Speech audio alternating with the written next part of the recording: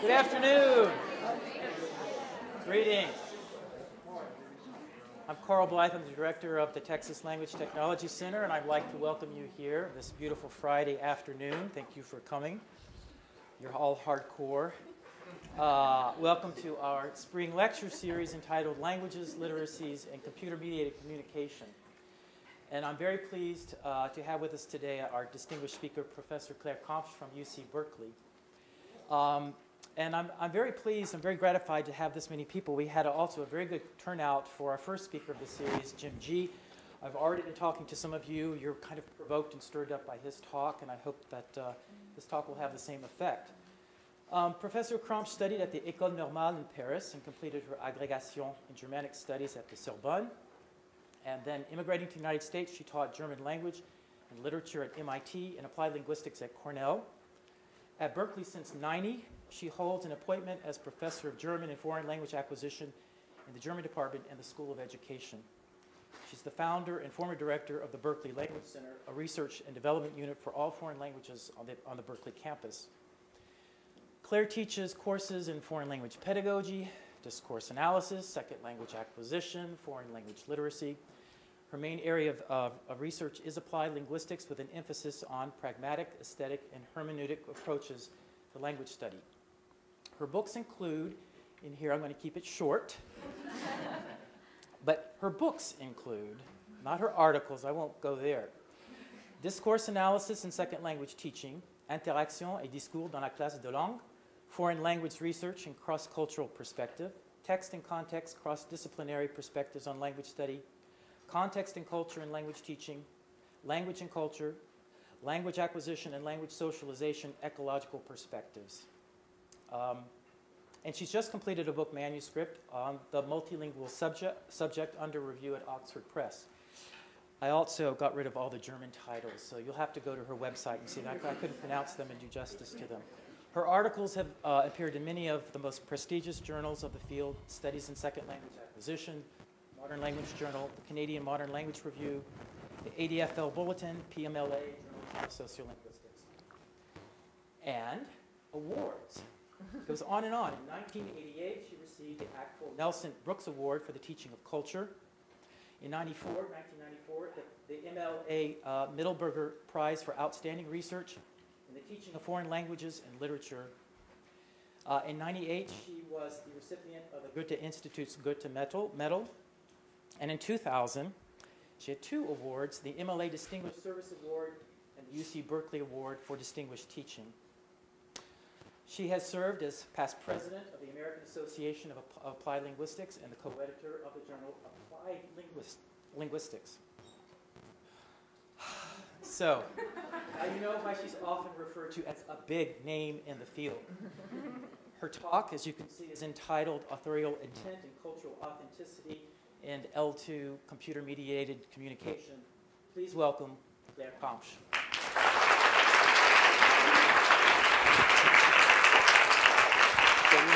Yeah.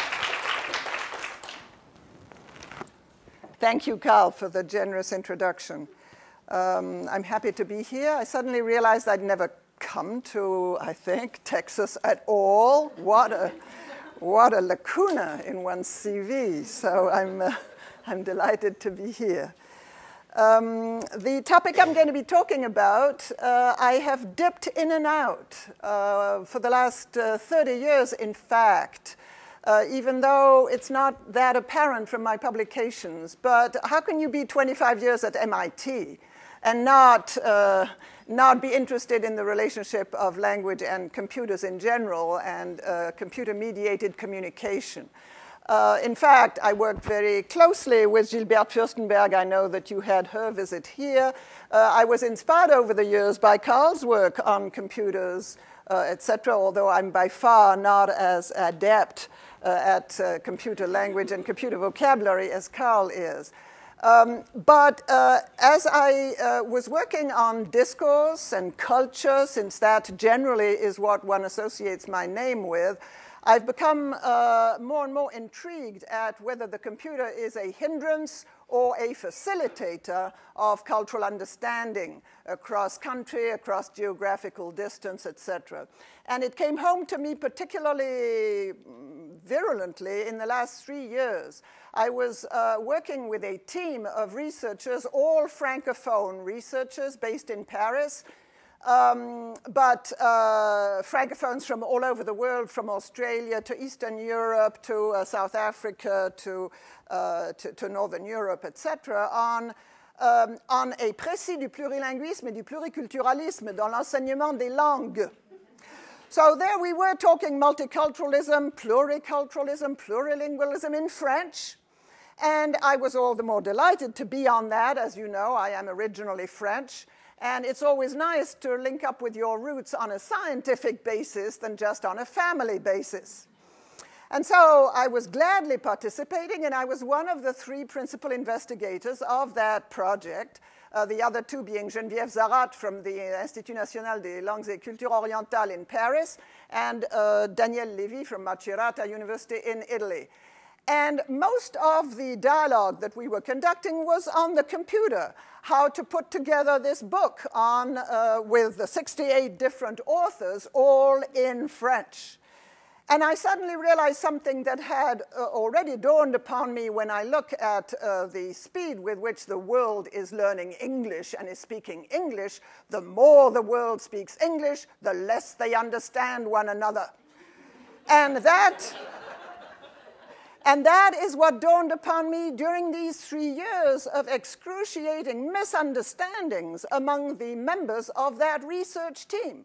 We were all speaking French, and I certainly was glad to speak my mother tongue again, and yet for the life of me, I could not understand where the French were coming from. They were putting in question agency, qu'est-ce que c'est ça, agency, je comprends pas, tu peux traduire.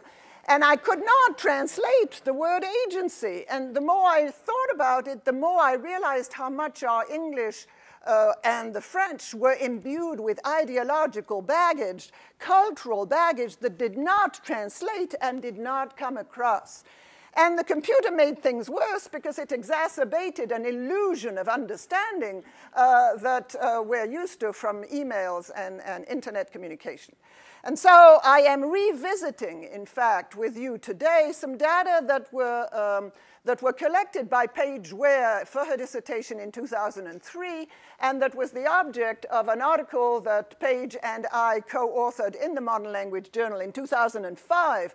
I'm going to revisit these data with a view, with maybe a somewhat deeper reflection on the nature of the computer as a mediator in computer-mediated L2 communication. I will start with a little, so let me show you a little bit what my outline will look like. So I will give you an anecdote that triggered my thinking more as of a few weeks ago. Onto exactly what becomes of authorship and authenticity when you go from a diary to a blog. That will become apparent in my introduction. Then I want to look at 3 models of language based on 3 different technologies of language.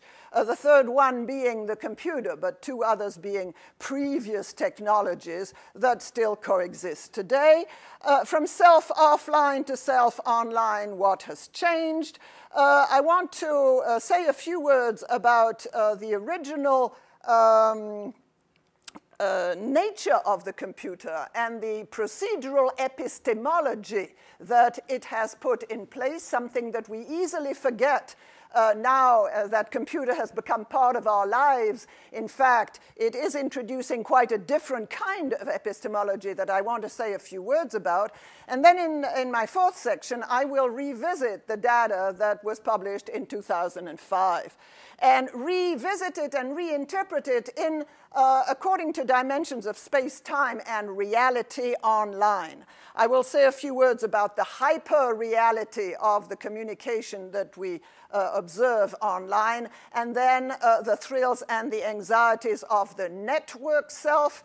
This is something that has developed since 2003, but my undergraduates are right in the middle of that, and I find that it is absolutely germane to our discussion of L2 communication.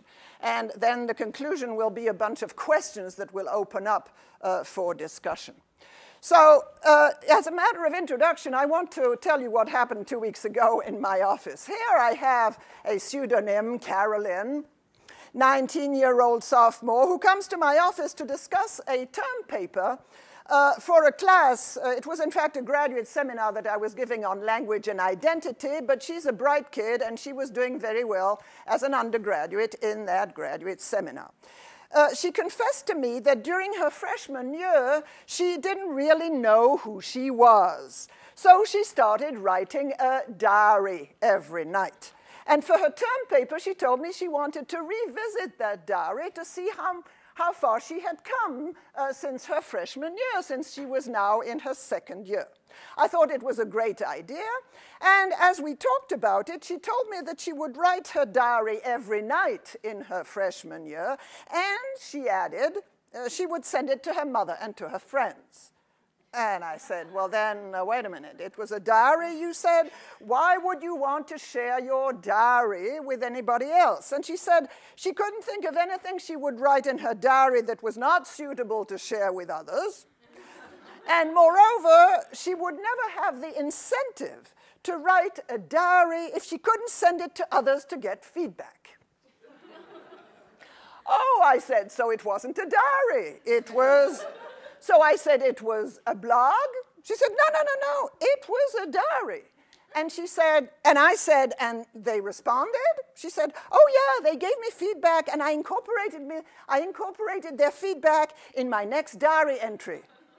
And I said, well, kiddo, no wonder you don't know who you are. Okay. I've been puzzled at the need of my undergraduates to be constantly connected and to search themselves online, and the ability or inability of the computer to hold its promises. What happens then when a diary turns into a blog? It's easy to think, because the computer can serve as a typewriter, as a word processor, that there's really not much difference between a diary and a blog, except that it reaches more people with more speed, that you can change the fonts, you can cut and paste the feedback from your mother and your friends into your own diary, you change the scale, you change the font, you change the speed of delivery, you change the number of people who receive the message, but otherwise, it's all the same. Now, that has always puzzled me, because if you change the scale, you change the size, you change the speed, you change the very axes of communication, and you've really changed the nature of the beast. And so I've been puzzled by, number one, by the undergraduate's need for connection, and secondly, by the computer, who seems to change the nature of the communication, even though it gives the illusion that it's only the same thing. It's you at a terminal, and it's the same you who used to speak face-to-face, but who is now at a terminal. So I want to look at what David Gradol in 1994 gives us a useful breakdown in 3 models of language description that each focus on a different aspect of language and its associated symbolic value. The written and print medium with its emphasis on form and information, the spoken medium with its emphasis on dialogue and interaction, and the electronic medium with its focus on link and connection. So I want to look at each one in turn and see and map the diary versus blog versus interaction versus blog on these 3 models. So I take the first model. The first model is a modern or structuralist model of language derived from the study of written Latin, focused on the material substance of language, the grammatical and lexical structures of the sentence that can be analyzed and taught as building blocks to communication. This model is heavily influenced by writing and print technology and the way print has made possible the standardization of language. Meaning in this model is predominantly seen as referential meaning, as information that is enclosed in written and spoken texts and that is retrieved, sent, and exchanged. It's a transmission model of language that is still espoused by many language teachers. We, many language teachers, are still operating on this modernist view of language. Because language in this model is very much subjected to the rules of usage imposed by dominant institutions like the educational system, academia, and professional standards, it forms part of the symbolic order that human beings are socialized into. Communication in this model depends on everyone agreeing to use words to mean the same thing, codified within the standard language promoted by educational institutions. The language learner herself is an idealized, the language learner herself has to abide, no, sorry, she is an idealized, standardized, non-native speaker, anxious to abide by the rules of the standard native speaker. One way people have found to free themselves from the constraints of this symbolic order has been the diary. A diary allows its author to write for him or herself alone, to construct for herself an idealized alter ego that becomes the recipient of all sorts of intimate confessions, dreams, doubts, and desires that remain unseen, uncensored. Of course, I'm not talking about the published diaries in second language acquisition of people who hold their diaries with a view of publishing them. That's another kind of beast. I'm talking about original diaries just for me and myself. The diary is a safe place to express the subjective feelings of a language learner when he or she is abroad, feeling homesick. That's where a diary comes in handy, or in the unfamiliar environment of a language class. Model 2 is a social model, sees language as embedded in its social context, and communication as dialogic interaction between speakers and listeners, and by extension between readers and texts. In this model, form and meaning vary according to the setting, the situation, the intentions, and the purposes of the language users. Because language in this model is seen very much as a tool for social interaction, it is constrained by the norms of the social group. It is based not just on attested rules of usage, the grammar and the vocabulary, but on observable rules of use, pragmatics of conversation, text genres, and discourse conventions. One way in which people have freed themselves from this symbolic order is by diversifying and relativizing its constraints.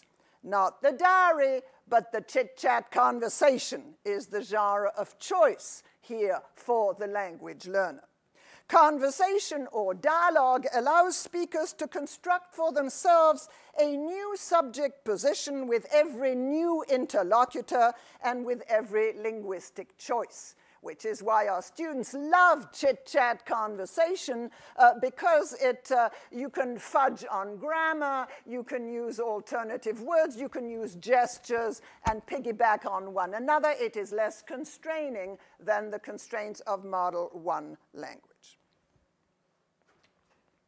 Model 3 is a postmodern model of language as it informs media texts. This model takes a broader view of language as symbolic system. Born out of media and cultural studies, it is concerned with signs rather than words and how signs connect with other signs. Music, pictures, clothing belong to signifying practices or processes of human communication of which the linguistic system is only one. As Gradol writes in 1994, the boundary between language and non-language gets blurred. We could call this model of language an ecological model. It is concerned preeminently with texts, not with sentences as model 1, nor interactions with model 2, but rather it sees text as a combination of many semiotic systems, words, typographical conventions, layout, photographs, graphs, diagrams, that are socially and jointly constructed by many people. Texts are viewed as speaking with many voices. Communication in this model is a site of struggle to be heard, noticed, understood, and to maximize the acquisition of symbolic profit, to use a term from Bourdieu. In this model, authenticity and authorship acquire a new meaning. And I want to put up a quote by David Gradle that captures what you will recognize as typical of communication online. Texts are not simply read and understood, but consumed, used, exploited. A text will take on a different life, new functions and new meanings according to the social activities in which it is embedded. The postmodern language user cannot be said to have particular ideas, intentions, and meanings that then become encoded in language, since language users are not the authors of their own meanings. They use the words of others. Their utterances and texts are populated with other voices, and they cannot guarantee how their texts will be received and interpreted, which is why we have so many miscommunications on email, because you don't know whether it's your voice, your words, whether you just cut and paste from somebody else, and it creates all kinds of difficulties of authorship and authenticity. Let me go back to the electronic blog. This model, let's see, the typical product of this third model of language is the blog, which enables learners to make connections and to jointly construct meaning in virtual environments. But this mode of communication, in fact, imposes a global connectivity that has its own problems, because that's not how normally, or at least in face-to-face, which is the baseline of our language teaching activity, is constructed.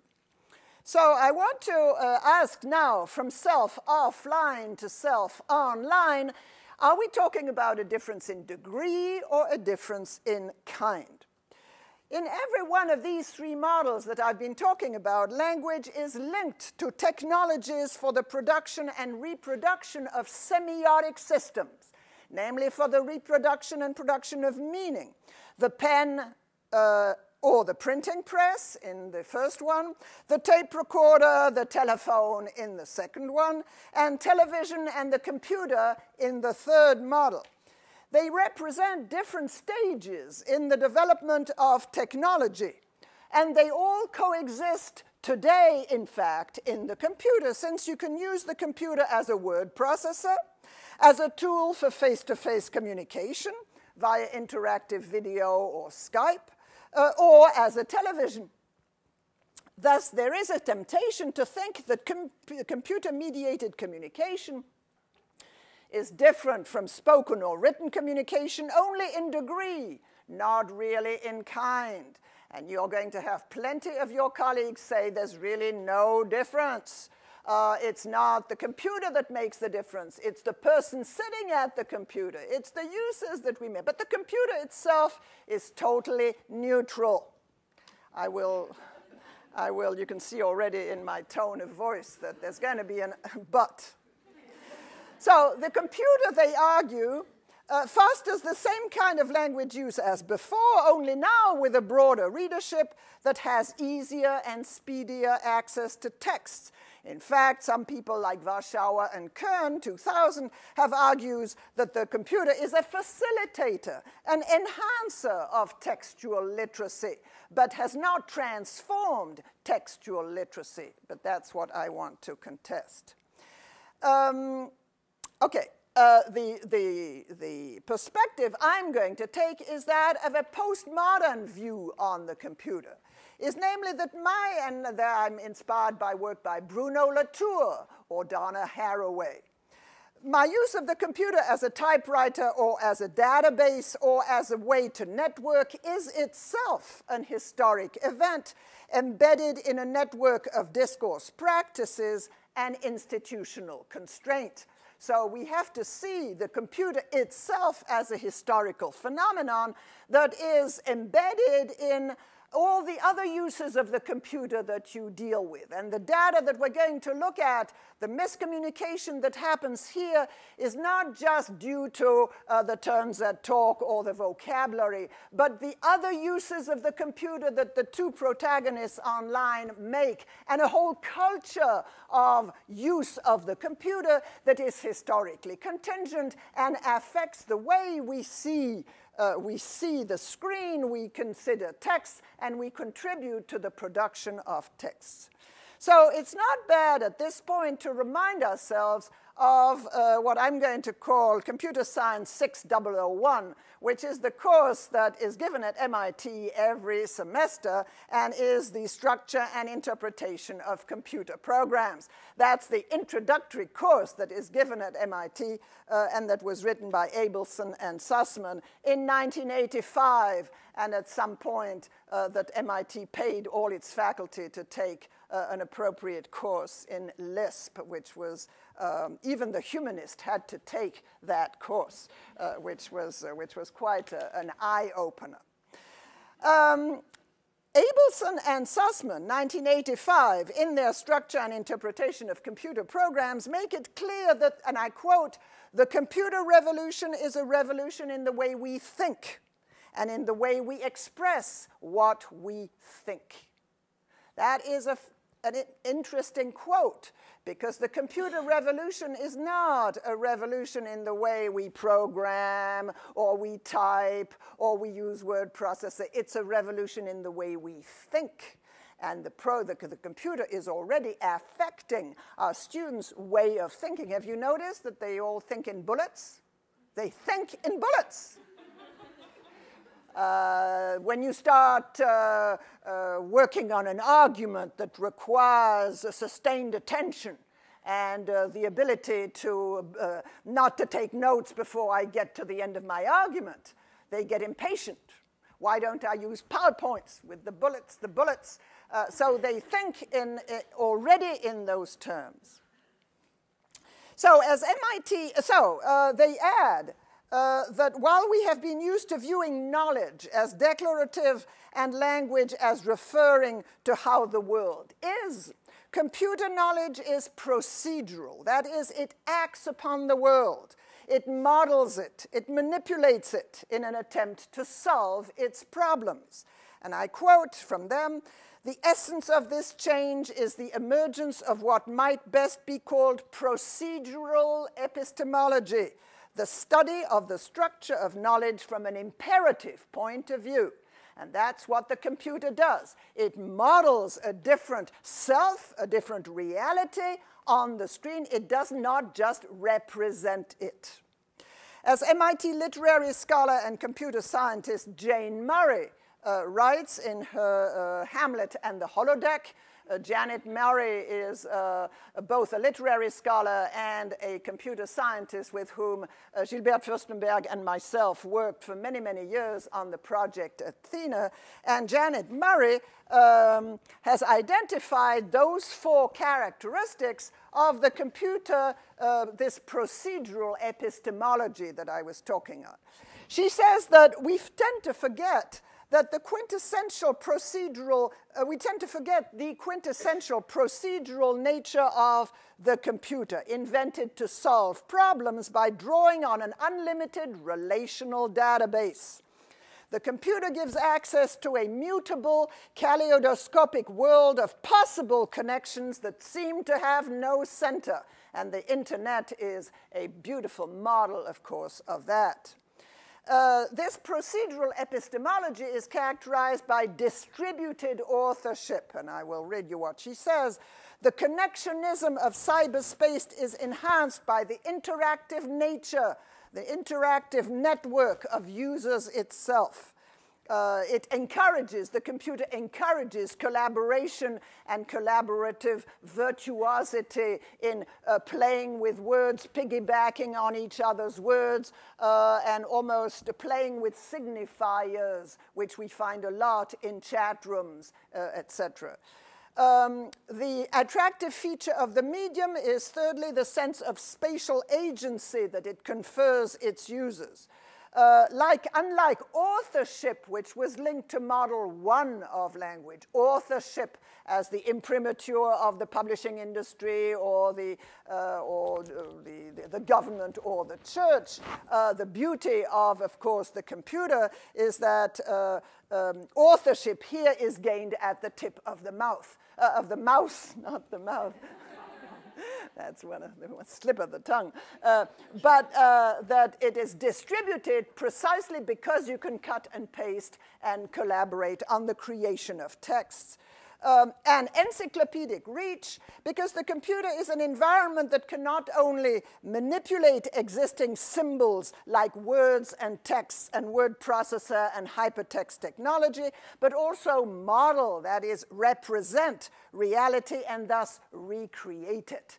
And I want to say all this before we get into the data so that you keep in mind when you see the drastic misunderstanding that happens between the two protagonists that I'm going to talk about, why this might have happened given the procedural epistemology of the computer. Okay, one more thing is that all these characteristics of the functioning of the computer and the new type of knowledge and of dissemination of knowledge, knowledge of the world and knowledge of yourself and knowledge of other that the computer encourages, encourages particularly dreams of escape and anonymity. You have in your students, they love going online because of the anonymity of, or the pseudonymity of the medium. That's what they feel off the hook. They feel less responsible, less accountable for what they write, even their grammar or their vocabulary. And the imagined identities that they espouse. They are, of course, sitting at the terminal with a police identity that everybody has, but online they can be whoever they want to be. They can play with being at someone else. They can try out another identity, especially if they speak a foreign language, because the foreign language lets you enter into the skin of a putative persona that even though you might be with a flesh and bones interlocutor at the other end. Okay. So now let's look at those, that event that only took place over 3 days. It was a very modest kind of exchange, but Paige Ware, who was my student at the time and who was writing her dissertation, was absolutely taken by this exchange. It was a telecollaborative project between American students of German and German students of English. German students of English in the former GDR, in fact in Greifswald, and American student of German at a famous university in the southern part of the United States. Okay.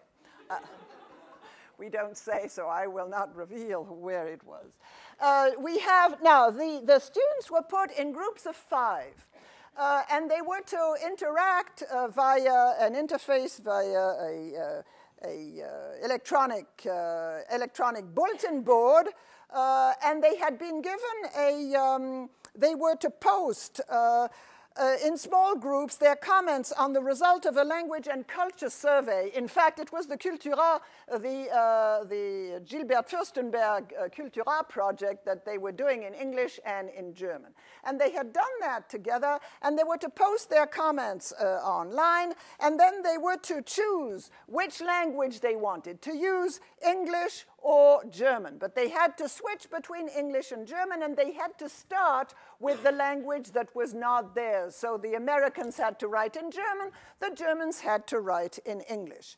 And the group from which this particular excerpt was taken was comprised of 2 Americans. There was Rob and John, and 3 Germans, Marie, Ida, and Steffi.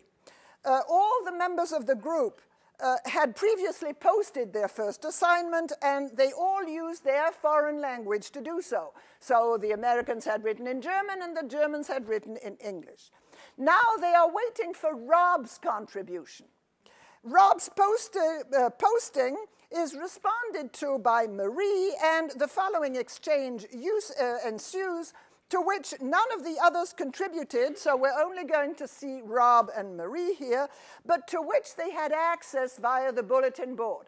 So the data you're going to see here, you've got to imagine that they were these invisible attendees or bystanders, to use the government's term, of which Rob seems to have been very aware, and of which Marie doesn't seem to have been very aware because she's less familiar with the technology. As we shall see, this exchange offers glimpses of the rich historic context in which Rob and Marie, as authors, live and post their messages, but it simultaneously highlights the uncertainties about the reality and the authenticity of Rob and Marie as narrators. And I'm going to make the distinction between Rob and Marie as authors, flesh and blood people sitting at their terminals, and Rob and Marie as narrators, posters, if you wish, of their messages on the screen. But there's another couple of Rob and Marie. There's Rob and Marie as computer users. So I'm going to have 3 types of Rob and Marie: the authors, the narrators, and the computer users. Okay. So here comes the first message. The first message comes from Rob. And Rob, as you can see, writes in English, which is already sort of not doing the assignment, basically. I mean, Rob is very computer savvy. He's been in Germany several times, but this assignment is boring for him, as you will see. And so he does it kind of to fill the screen. He types, obviously, very easily, and he fills the screen in 2 seconds. Well, I guess it's already Wednesday the 6th for you guys. I'm not sure which one of you I'm supposed to be writing to, but I guess that will clear itself up in time. You notice the I guess, I'm not sure. Poor Rob, he's he's floundering there. He doesn't know. He's been told, like the others have been told, that the interlocutor is an East Germans.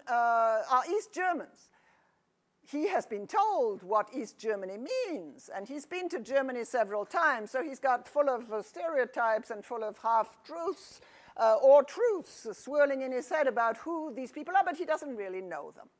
I'm not sure I will be able to hold an interesting discussion today because I've had a very bad and long day and have a lot of work to do. Are you guys excited about doing the email exchange thing? Do you have much contact with Americans? There was an American army base in the town I was in, Würzburg, and so many people there thought that all Americans were so loud and obnoxious. I soon learned that there were many American bases throughout Germany and unfortunately many similar Americans.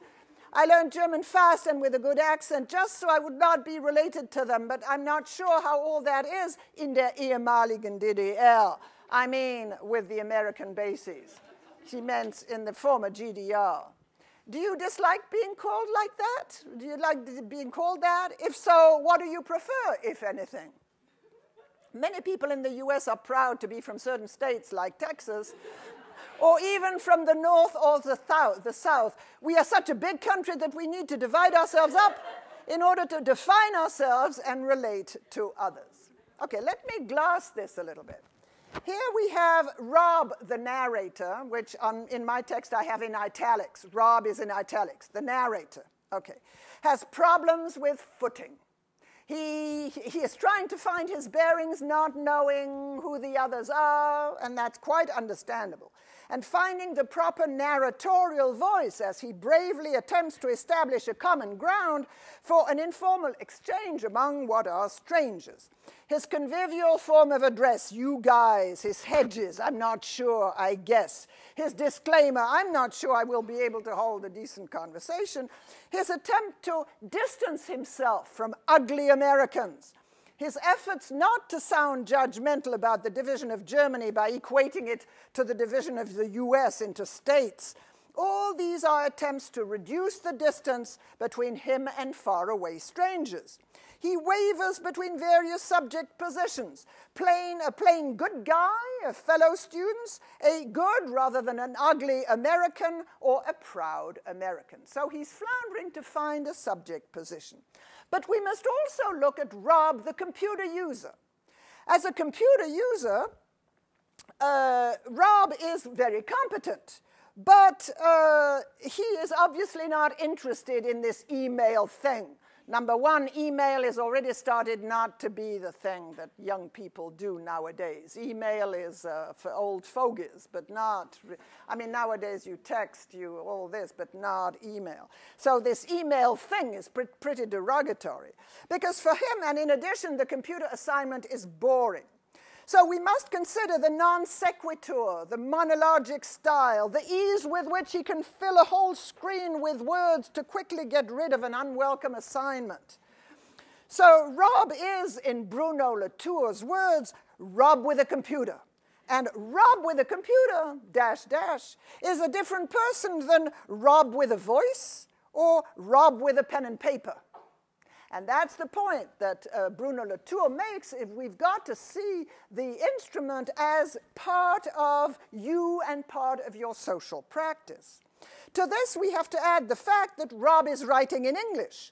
And Rob writing in English is a different signifying self from Rob writing in German. For example, the register that he would use with his American peers, you guys. I guess it's already Wednesday the 6th for you guys. You guys has a different flavor when addressed to and read by non-English speakers. The colloquial you guys addressed to complete strangers would be perceived by Americans as a sign of friendliness and outreach. But it could be taken by German readers to be merely a typical American marker of informality, not necessarily friendliness. So it might be read as indexing Americanness, not necessarily friendliness. Thus, in a relational and ecological sense, Rob, the English narrator, becomes a different subject from Rob, the author. The medium and the symbolic uses to which it is put in Rob's life inclines the computer user, Rob, to post things on the screen that the author, Rob, might not say or might say differently in face-to-face. Here is the next day, the answer by Marie. Hi, Rob, this is Marie. I read your letter today and I've been a little surprised. You have made the experience that the Germans think or thought the Americans are obnoxious? Why that? Because of the role they played after Second World War? Actually, the US was an occupation power after the Second World War. Do you experience any anger or something like that? Now, a little history lesson. After Second World War, the former Third Empire was splitted up by the Allies into two parts. Western Germany was controlled by the US, France, and England. The Eastern was controlled by Russia. The ideas of order weren't not the same in each part of Germany, so they argue with each other. Then came the war and the Cold War. Is this the right word? So there can't be any army base in the eastern part of Germany. Nowadays, there are also no army bases in the East. I want to attract your attention to her expression, the former Third Empire was splitted up by the Allies. This is definitely a tit for tat. Since Rob called her from the former GDR, she's going to use the former Third Empire. Nobody in Germany speaks about the former Third Empire anymore.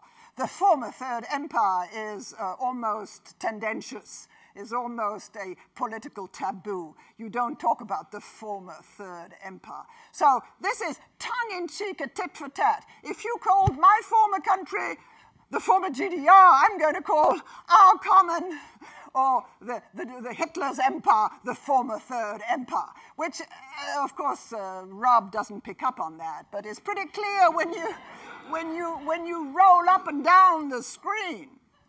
Okay, so let me continue because she continues quite lengthily. I have no contact to Americans. In former time, I had a pencil friend in America. Her name was Jamie, but I think we don't fit together. She had some strange ideas about the world I couldn't handle with.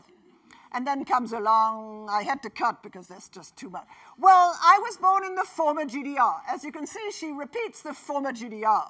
And so there's definitely an echo across the intertextuality that is possible through the computer, but would not be possible in face-to-face. That comes from the rolling up and down. Now, I'm just a German girl. We also have federal states like you in the US. I live in the new federal state of Mecklenburg-Vorpommern. After the war broke down, many of Eastern Germans lost their jobs. Today, we have the highest number of unemployed people. We never knew that in our former state.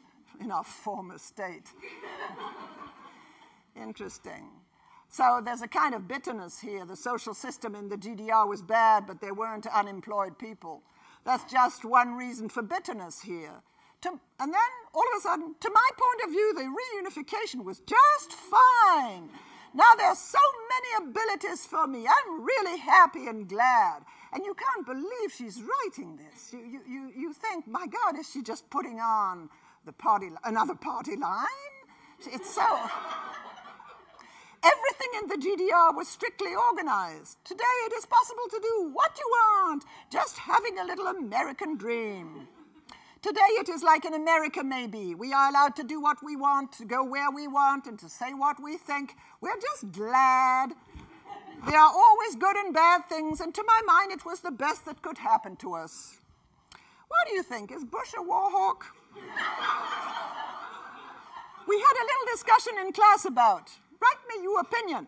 Greetings, Marie. Okay. Now, in her response, in that lengthy response, very long response, Marie too can be seen as alternately as an author, a narrator, and a computer user. Marie, as a narrator, presents herself as a new Westerner, a born-again American, free to voice her opinions and to ask others about their opinions. I mean, after all, that's what she's learned that America's all about. You may discuss, ask, say what you want. Free to criticize or at least to express the criticisms of others. But her voice is ambiguous. On the one hand, we have the autobiographical Marie, born and raised in the GDR, with her ambivalent feelings about the social and economic consequences of the reunification for Germans living in the East, and her avowed bad experience with a former American pen pal. On the other hand, we have the narratorial Marie, conscious of the Americanness of her interlocutor and anxious to sound both factually informative through her little history lesson and ideologically congenial through her praise of the new democratic freedoms. Like Rob, she seems keen on establishing common ideological ground. What do you think about Bush? Echoes Rob's, who said, well, do you dislike being called like that? What do you prefer, if anything? It's just echoing one another across the turns that talk. But then you also have the computer user Marie, who behaves differently on the computer, perhaps, than she would in real life, in face-to-face conversation. This Marie obviously enjoys the medium, which she otherwise doesn't have access to, like Rob. She has pleasure expressing herself in English. For her, the computer assignment is new and exciting. The length of her turn and the chattiness of her contribution can be seen as a sign of her excitement at using this sexy new technology.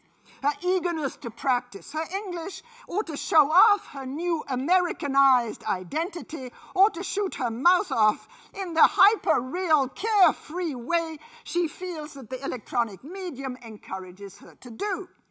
Expressions like, now I'm just a German girl, or is Bush a war hawk, index a certain theatrical coyness, a rhetorical pose that is made possible by the narcissistic freedom of cyberspace.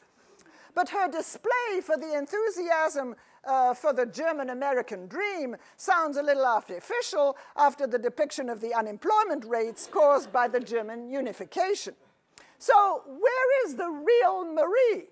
Is all this putting on an act, enjoying typing English words? We don't know.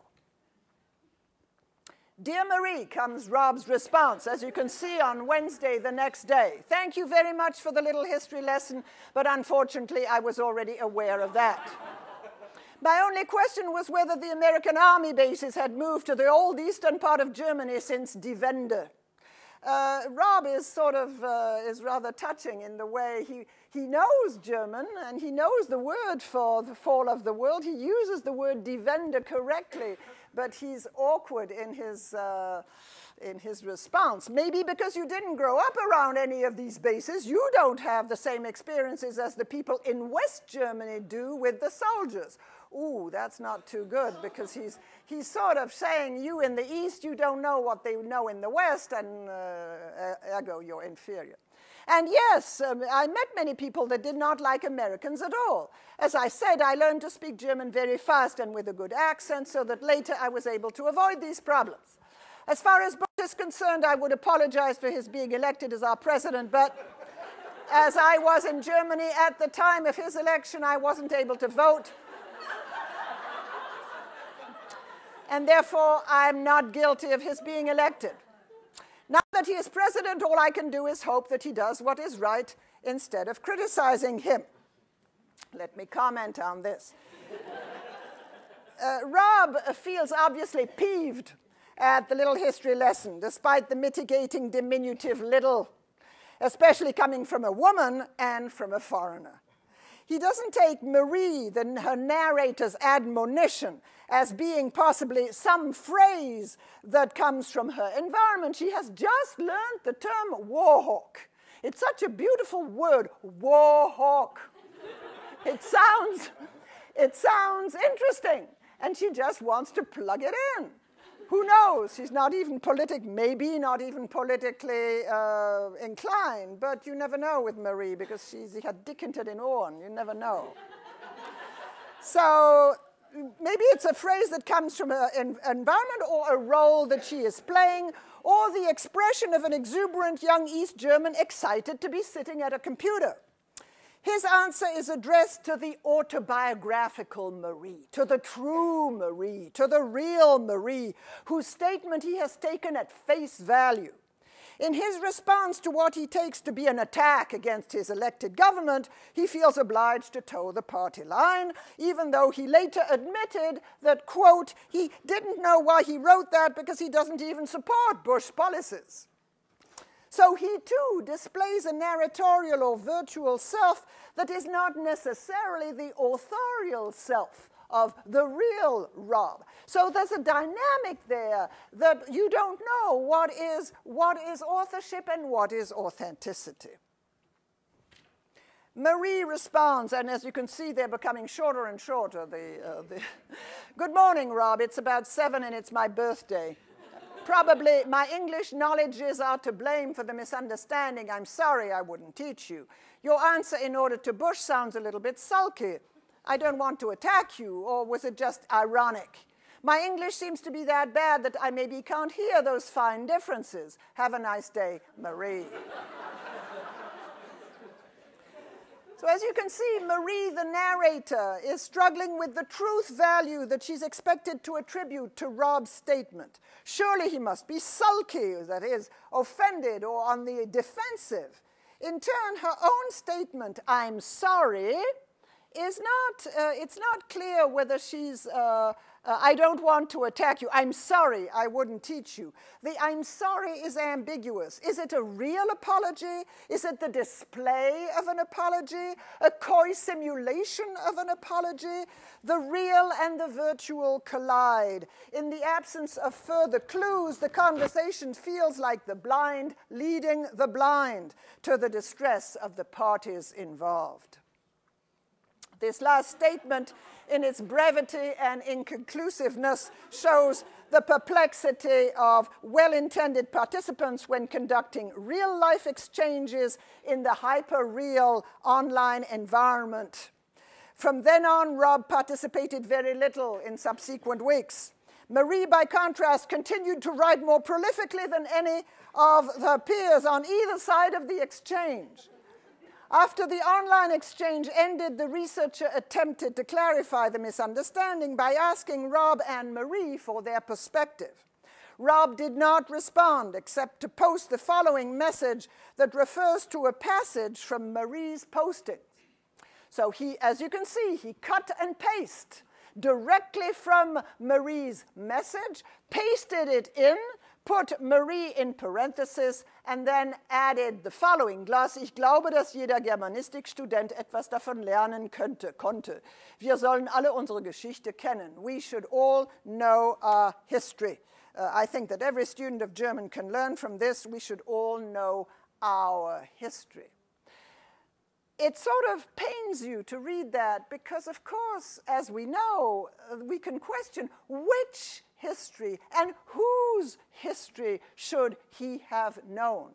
The history, obviously, as told from the East German perspective, is different from the history told by the American perspective, and yet from the West German perspective, whose history? And yet he takes it as a personal defeat of not having been able to understand our history. But our history doesn't exist in an objective sense. It's always the history of the vanquished, the victor.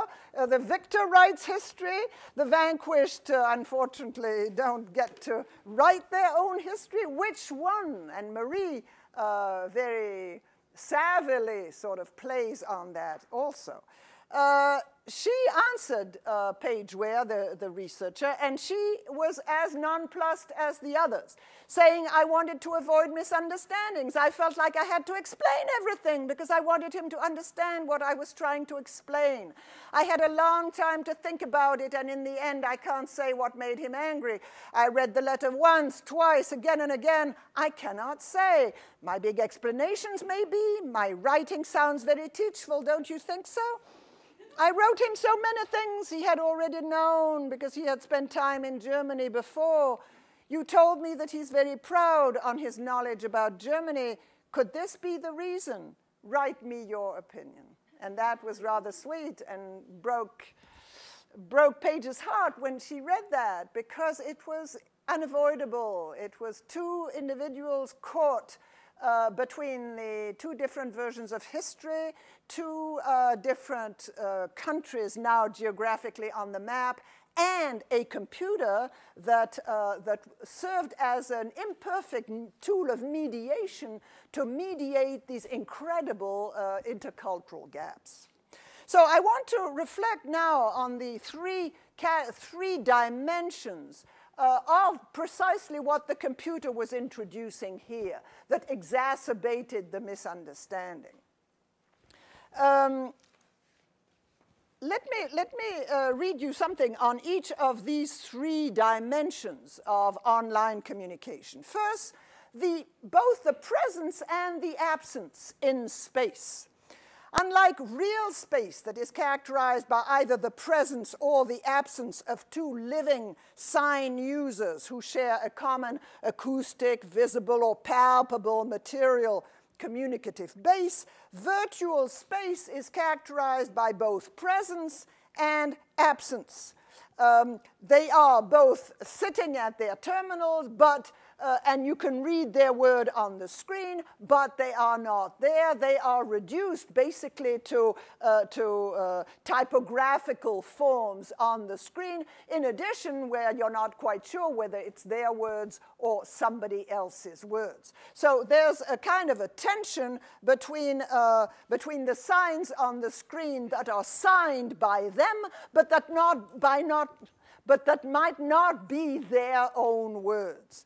And we note in particular, for instance, the narrator Rob's desire to pass for a German. So Marie knows that she has to do with an American at the under end of the line, but it's an American that is trying to pass for a German, who has tried to learn German so well that he does not want to be seen as American. And Marie is a German, that's what Rob knew, but she's a German who wants to pass for an American and who is happy to not be German anymore. So you're having complex identities in each of these cases, which complexifies the picture. Okay. The time factor in online communication. Again, time is not the ephemeral, passing kind of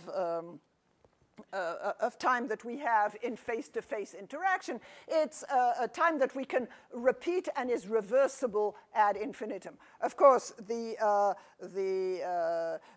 messages are posted in real time, but they are read by people to whom they were not addressed. They can be replayed. You can take words from one text to the other, embedded, etc. So time, in a sense, has become reversible. We saw this, a dramatic example of this, in Rob's textual juxtaposition of in der ehemaligen DDR and the American army bases, and the misunderstanding that was whether the American army bases were in the West or in the East, and that comes from a whole complex of misunderstanding due to the ability to be able to reread the previous message and correct, etc., etc. The easy intertextuality afforded by the infinite reproducibility of prior postings, rereadable at any time, has to be factored in when we try to understand the controversial use of warhawk, which was an echo to the previous expression by Rob of die ehemalige DDR. Because when Rob uses the word the former GDR, it's almost rubbing in a former citizen of that country. Your country does not exist on the map. What do you like to be called, if anything? If anything. Of course she wants to be called something. So an innocuous expression like if anything, sort of when reread, and not when it is said just en passant, but when it is reread and reread by people who desperately try and understand one another, acquires a symbolic value that it's not meant to have in chit-chat, in everyday chit-chat. Okay. From the real to the hyper-real. One has to, we've noticed, and I've pointed several times during that exchange, that we're never sure whether Marie says things because she means them, or because she's putting on an act, or whether she's being theatrical, or whether she's displaying a certain knowledge. And we're never sure whether we're dealing with the real Marie, or whether we are dealing with a simulation of a Marie, with a display Marie, with a Marie who is doing being Marie, or Rob who is doing being American. And there's a lot of doing being American, a lot of doing being German. And the more you get misunderstood, the more you do being somebody you want to pass over. So there's a lot of posturing, so to speak, that is fostered by the medium itself.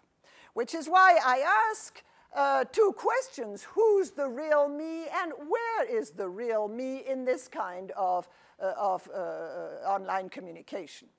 I have here two quotes, one by David Bell and one by Janet Murray, that I just want to put out there. Hyper-reality is not a heightened degree of reality, but is in fact a substitution of reality that becomes a simulacrum or a reality itself. So we have here in this quote, instead of representation, we have simulation. First, signs straightforwardly represent reality. Second, signs distort reality or misrepresent it. Third, the sign disguises the fact that there is no underlying corresponding reality. And a little further down, the sign no longer bears any relation to reality. Images have replaced reality. And that's something that I'm starting to wonder whether the Marie that Rob was reading online had any relationship with the real Marie sitting at the computer terminal. It was a fabricated Marie that served to fuel this miscommunication exchange, but acquired a life of its own. Murray says that hyperreality is a useful concept for thinking about the dizzying merger between the real and the simulated as in events staged for the media. And the exchange that we have here between Rob and Marie, precisely because it was attended, it was witnessed by a lot of silent participants, including girls that Rob did not particularly appreciate, losing face in front of invisible girls who were other female students who were there, whether the whole thing was not a staging, if you wish, that we have to take that into consideration. So the question is, where is the real me? Who is the real me? And I want to capture here this transformation of language from the reality of human scale environments to the hyper-reality of cyberspaces through a few paradoxes, from an experience of co-presence to an illusion of presence typical of the medium. In other words, Marie was almost, Rob and Marie were conducting this, this exchange as if they were face-to-face, but the computer had a way of changing the rules of the game in ways that were invisible, but no less pervasive. And particularly, it was transforming the experience of co-present to an illusion of presence typical of the medium. It was transforming what was a unique act of communication to a reversible performance, from a historically and spatially bounded event to an event taking place in a relational time-space. So the discussing the miscommunication itself became problematic. From a true reality to a true simulation, it might seem a little exaggerated for that particular data set, but I think we were dealing with a simulation of communication in many ways that the participants themselves became prisoners of, which would leave no good guys and bad guys in this kind of events. They were both engaged in a mode of communication that made communication very problematic in itself. I'm going to skip this. These are quotes from Mitchell, the me plus plus. That is, I can recommend the reading of this computer scientist from MIT that has interesting ways of talking about the current importance given to being connected. Now that goes beyond Rob and Marie in 2003, but was already part of the feeling that is exacerbated today that by putting people on a computer terminal with authentic native speakers is going to help you learn how to communicate with people from a different language and a different culture. And the network culture that we're seeing that has grown tremendously since 2003 raises questions as to the complex nature of the communication that Rob and Marie entertained. The ease with which Rob entered into the game because of a belief and a taking for granted that connection is good. which has led to other phenomena today, such as Facebook and MySpace, and the need of undergraduates to be connected was part of the attraction of being connected with an East German girl somewhere, or East German conversational partners in Eastern Germany. The constellation for Marie was different because they were not yet plugged into all these networking mechanisms. So you have two different, a differential culture of networking versus non-networking that is creating problems, I think, now for teachers of foreign languages. I will get to that immediately.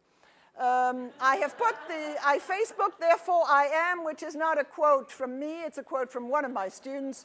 And I want to, I've put up Carolyn, the famous Carolyn, the 19-year-old who came to my office at the beginning of my talk, who was also complained that she was totally addicted to Facebook, and she doesn't know where that addiction comes from, but that was the reason why her diary turned into the blog that it did, and why she is addicted to this kind of computer-mediated communication. She writes, Facebook not only links you to each of your friends, but because everyone who has a Facebook can post messages on your wall, everyone can act as voyeur to everyone else's interactions, applications, options, etc., and the power that comes from putting people in connection with others.